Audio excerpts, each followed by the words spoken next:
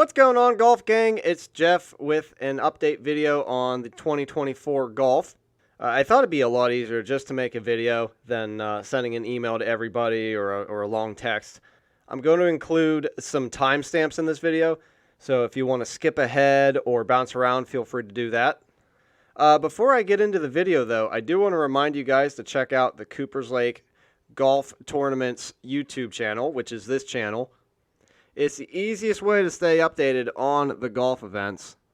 We have highlights from every golf tournament that we've played here at the campground other than the Cider Cups. We don't have any Cider Cup footage, but every other tournament has a highlight video, so go ahead and check that out. I have playlists for the Open, the Championship, and the Classic. And I'm also going to start posting more update videos like this. And you can also check out the Facebook page, Coopers Lake Golf Tournaments. I usually post video from every event and also the results from every event. And sometimes just weird little stats. I'll post stuff like that as well. And we're also thinking about getting onto Instagram. I don't have an Instagram page yet for the Coopers Lake Golf Tournaments, but there is a plan to do that as well. Before we get into 2024, I do want to do a quick recap of 2023. Overall, a pretty good year. Attendance was up compared to 2022. At the Open, we ended up with our most golfers since 2018. And the Cider Cup, despite much worse weather, we ended up matching our numbers from 2022. And in terms of competitiveness, we've never been more competitive. If you look at the last 5 stroke play tournaments that we've done, we have 5 different winners. And in 3 of those 5 tournaments, the winning score was either 1 stroke or there was a playoff. So, like I said, we've never been more competitive. So the tournaments are very competitive right now, and I think we're in a really good spot. We have a really nice core group of golfers who are here every year, and really happy with how 2023 went, and very excited for 2024 and beyond. In terms of 2024, it's going to be a bit of a weird year for me because I'm hoping to start building a house in the fall. Now, there's no guarantee with building a house. There's all kinds of paperwork and meetings and projects related to it. It could it pushed my schedule back. Who knows how it's going to go. But I do plan on investing quite a bit of time into that throughout the summer and especially the fall. So the golf tournaments in the fall are a little bit up in the air. We may end up having just 9-hole courses for the fall. But the plan is to do 1 tournament in the spring and 1 tournament in the summer and then see where we're at from there. In terms of dates for the tournaments, right now I am looking at early May for one of the tournaments and mid-July for the other one. So we're always a little bit at the mercy of the campground schedule. And this year, we're going to be pretty busy at the campground from about mid-May until the very end of June. And then we have a bit of a lull, and then we're busy at the end of July into August, and we have a bunch of different events here and there in the fall. Memorial Day weekend and July 4th weekend, as of right now, are both open. I'd like to steer away from holiday weekends because I know those are busy weekends for people. A lot of people have picnics and family gatherings, and some people go camping and stuff like that. So I'm thinking I'd like to steer away from the holiday weekends. So our first event of the year is going to be the Coopers Lake Classic. And this year we're starting a new tradition for the Classic. As you guys know, we have 3 stroke play tournaments. We have the Open, and then the Championship, and the Classic. The Classic is the youngest of those 3 tournaments. The Open and the Championship I started back in 2011. The Classic, we started in 2017. So it's always kind of been the third wheel, in a sense. But this year I wanted to start a new tradition to kind of build it up a little bit. So from now on, the winner of the Coopers Lake Classic gets to design the course for the following Coopers Lake Classic. So if you win the Classic this year, you will get to design the course for next year. So I thought that'd be a really fun added layer to the event, maybe a little extra motivation to beat your friends. Now, you don't have to set up the course for next year. That'll be my job, but I will set it up to your specifications. And the trophy that we hand out for the Coopers Lake Classic, it doesn't have a name, so for now on, it's going to be known as the Architect's Trophy. Tim Chavez is the defending champion of the Classic. He won in 2022. We didn't have the Classic in 2023.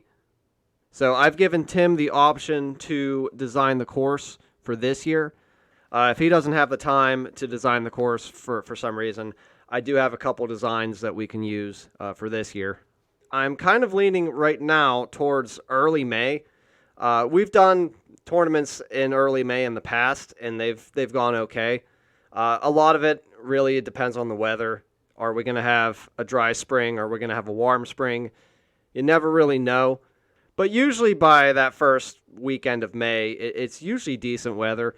The second weekend of May is an option, but that is Mother's Day weekend. So I'd kind of like to steer clear of that weekend as well. So as of right now, I'm looking at Saturday, May 4th as an option, as well as Saturday, April 27th. So let me know, guys, which weekend would be better for our first tournament of the year. Are you guys good with April 27th or May 4th? I do kind of like the idea of April 27th just because if we do have really bad weather, we can push the tournament back a weekend. But whichever weekend we can get more people, that's the weekend that I'm going to go with. As for the Open, this year we're going to be playing in the Battlefield again. It'll be the 13th Open. Sam Bevington is the defending champion. And what makes this course unique is the castle comes into play. And we've had courses like that in the past where the big wooden castle would come into play on, 4 or 5 holes. But what makes this course unique is the castle is going to come into play on at least 9 holes. So at least half the golf course you're hitting into the castle. So there's going to be plenty of drama, perhaps plenty of swearing, but it should make for a really exciting tournament, a very exciting finish. The last hole you have to hit over the castle. So I think you guys are really going to enjoy the course. It's definitely going to be tricky, but I don't think it's going to be too hard of a golf course. It's not a particularly long course. I'll probably set the course up similar to last year's course. Shorter rough than in a lot of past Opens. And the nice thing about the course is there's really no trees that come into play, so it's very much out in the open. I can imagine if it does get windy, it's going to be a really tough test, though. It's definitely one of those Opens that you don't want to miss this Open because it's going to be a fun course. The Open has been pretty good to us in July, usually the first or second weekend of July. We've been having the Open since, I think, 2016. We've been having it in July, and we've usually been pretty good with the weather, and attendance has been fairly consistent. So I'd really like to go with that second weekend of July. I believe that's July 13th. It's a Saturday. So right now I'm kind of leaning towards that second weekend of July for the Open. That first weekend of July is July 4th weekend. I think Saturday the 6th. So that is an option also for the Open. But like I said, I think a lot of that depends on what works for you guys. So let me know. Whether it's in the comments of the video or, give me a text or an email, let me know, is that an option, that first weekend of July, or would you guys rather plan for that second weekend of July, which I think we'll probably get more people for that. And for the Coopers Lake Open specifically, I was wondering if anybody would be interested in camping out and making a weekend out of it. Now, the campground will be closed, technically, but if you are interested in, bringing your camper or, a tent and kind of hanging out and camping for the weekend, let me know. If we get enough people, maybe we could, do something fun like some glow golf or something like that. Otherwise, it'll just be business as usual for the Open. In terms of rules changes, there's not very many major changes to the rules this year. There was one thing that came up in the Open last year where a guy hit his shot and his ball hit another guy's ball and knocked it into the circle. So I gave a ruling and decided that that guy's ball that got knocked into the circle, he could pick the ball up. So essentially, if your ball gets knocked into the circle by another golf ball, you can just go ahead and pick up. You don't have to play out, and you don't have to replace it where it was. So I think that's going to make things a little bit more interesting. So if you are just outside of the circle, you don't have to move your ball. You don't have to mark your ball. People will have to play around it, essentially. So I think that's going to make it maybe a little bit more interesting. However, there is a caveat to that rule. If they're within like a foot of your ball, you will have to mark, or they can move their ball a little bit. I don't want somebody to be completely stymied, but I do like having that in the rules. It just makes it a little bit more interesting, those shots around the greens. Now, I am going to make a rules change for the Cider Cup, and this came up last year. There was a lot of confusion about who was playing who in certain matches, and some guys really wanted to play other guys. So what I decided to do is have it more like the President's Cup than the Ryder Cup, where one team picks a match, they set their players, and then the other team gets to answer with 2 players of their own, and then they alternate. So Team Blue goes first, Team Red answers with a couple players, Team Red will then pick 2 players for match 2, and then Team Blue will answer with their 2 players for match 2. I think that'll make it a little bit more competitive. Also, that's how we get certain guys playing against other guys, because let's face it, everybody's competitive. They want to play against each other. So I thought that would be for the better of the event as a whole. Whereas in the Ryder Cup, it's just totally blind. Your team picks your matches. You decide who you're sending out first and second and third, and you don't know who they're going to be playing against until you compare with the other team. This way, I think it'll make it a little bit more competitive, a little bit more balanced, and obviously a lot more interesting, because now you have to decide who do you want to send out against your opponent. Another thing I'd like to change going forward, and I want to talk to you guys about this, I'd really like to get everybody there on the same day at the same time. It definitely makes the tournament better. It makes it more fun. It makes it more competitive. And it's nice to have the tournament finish on time at a certain time. Everybody's still there. Everybody knows who wins. If there's a playoff, you can just do the playoff right then and there. You don't have to tell people to come back, a day after or a week after to do a playoff. So I'd really like to, from this point going forward, have the tournament at a certain date, a certain time. I know that doesn't work for everyone's schedule, but basically any other golf tournament, any other golf outing, they have a certain time that they start, they have a certain time that they finish. I know in the past I've let people show up, a day late or a couple days late, or even a few days early if they want. I'm not opposed to letting somebody show up the day before, like in the evening, to play the round. I'm not opposed to, letting somebody show up the morning of, maybe like an hour or an hour and a half before everybody else shows up. But I'd really like to have everybody there for the tournament. I think it just makes it a much better tournament. It makes it a lot more fun. I realize it doesn't work for everybody's schedule, and I know that may mean that some people can't make it. But if we can get everybody there, I think it would be a lot better for the tournament going forward. So that's kind of my goal for this year. Let's try it this year and see if we can still get everybody there for the events.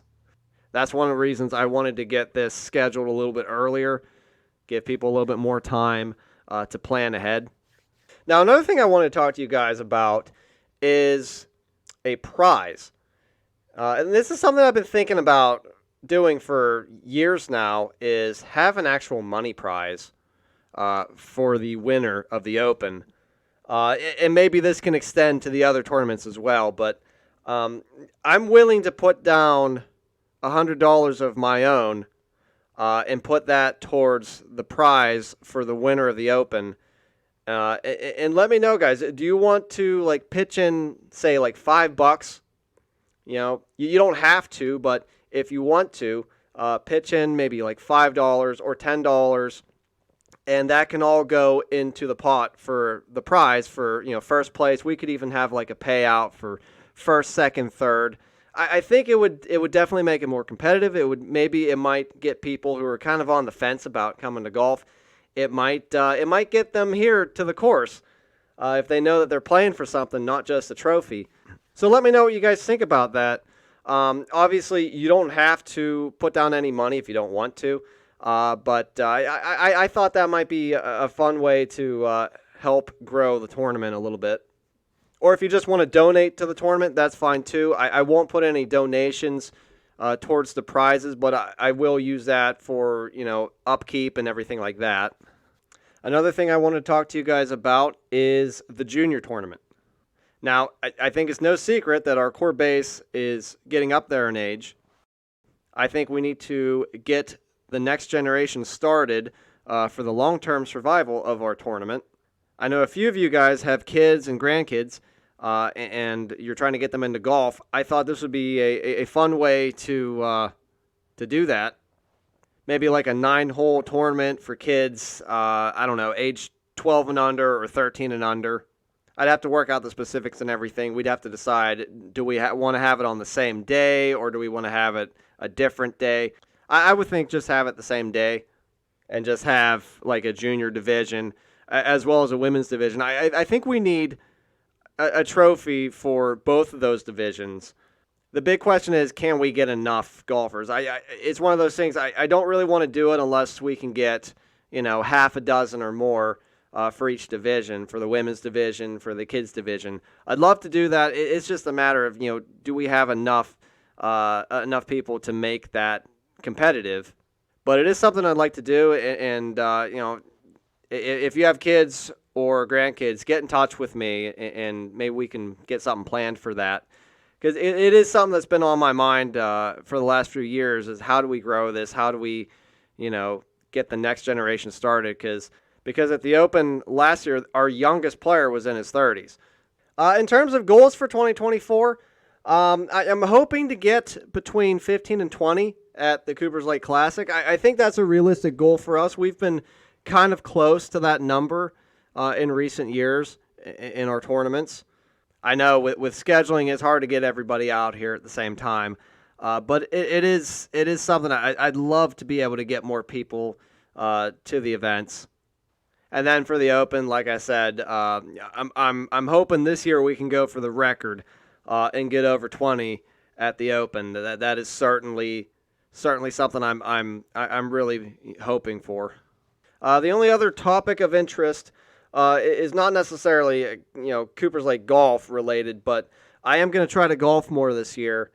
So I'm thinking maybe on a weekly or bi-weekly basis, maybe we could start a little traveling golf league. Kind of an informal thing, just meet up and play different courses. So if that's something you're interested in doing, get in touch. And if we can get enough people, maybe we'll make something out of it. So that's about all I have for you guys. Like I said, the fall golf, we'll decide all of that later on. So the Cider Cup, the championship, we'll make some decisions on that as we go throughout the year. I'm guessing probably September or October for those. I'm going to put out another update video soon once, you know, I've heard back from you guys. So let me know which dates work, particularly the first one, because that's the one that we're going to be doing first in April, May. And then, of course, the Open. You know, let me know if that second weekend is good for you guys. So anyway, guys, hope everyone's doing well, and I will see you guys later.